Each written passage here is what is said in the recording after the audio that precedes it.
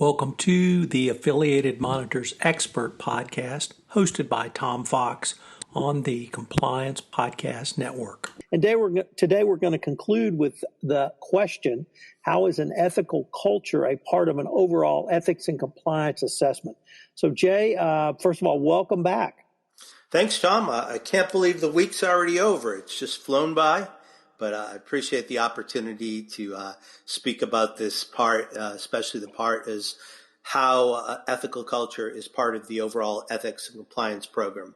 So let's start off and begin with an exploration around the areas assessed to help determine if a company has an ethical culture.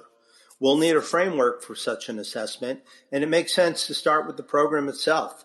This involves a thorough review of what does the organization's compliance program look like? Does it meet its foundational tenets? So the first question we'll ask is your training focused, and is it effective? We should ask questions such as these as whether it is educational. Does it have a process for detection? And is there some type of remediation when something is found? From this baseline, we can consider what the company is doing for training to educate staff. Are they really touching on the elements of parts of education that the staff needs to know? And is it meaningful to them in their position? Next, we'll need to talk to the employees in the field. It's proper at this point to determine the alignment between the aspirations laid out in the organization's culture with the reality of the ground. It could be as simple as whether there is training and the depth of training. Are there detection methods in place, helplines and internal communications, and most importantly, are people comfortable using the helpline to communicate information? So Jay, it sounds like one of the key inquiries is around training and whether that training is focused and effective. Would that be a fair assessment? So to talk about fairness now, let's talk about institutional justice and culture. Institutional fairness and institutional justice are key indicia of culture. Another way to look at this is through the lens of accountability and internal enforcement. This can turn on whether there is an effective disciplinary process, if it's fair and objective. If it does not meet these basic criteria, the compliance program probably does not fulfill its obligations. And this speaks to even a low or negative culture. This reaches to how companies may treat third parties. So now let's take a look at the disciplinary process. Some companies have a strict process for dealing with ethical violations. Then you find out that the same company's efforts to instill these types of accountability and enforcement with third parties is meaningless. Put another way, if you have a zero tolerance policy and allow someone to work with your organization who violates this policy, it may well negatively impact your culture. A company should review the foundational elements of culture. This would include holistic pieces around an ethical culture, including the recruiting process, performance metrics, the communication process, internal controls, and of course, independent assessment. So let me, Jay, when people think about discipline, they think of the flip side of discipline, which is incentives. I think about incentives, obviously a potential salary incentive, but there are other incentives in a corporation. We both worked in corporations, and the incentive for advancement is certainly a very powerful incentive. Incentives.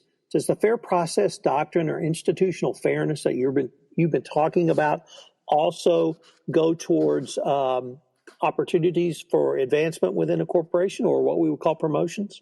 Let's take a look. This means that if senior leaders are being perceived as fair, employees generally will view them with greater favorability. However, if there's a perception that, quote, you're on the inside, you will do well with the organization, and if you're not on the inside, you won't do well, unquote, it's a strong statement of culture or lack of culture.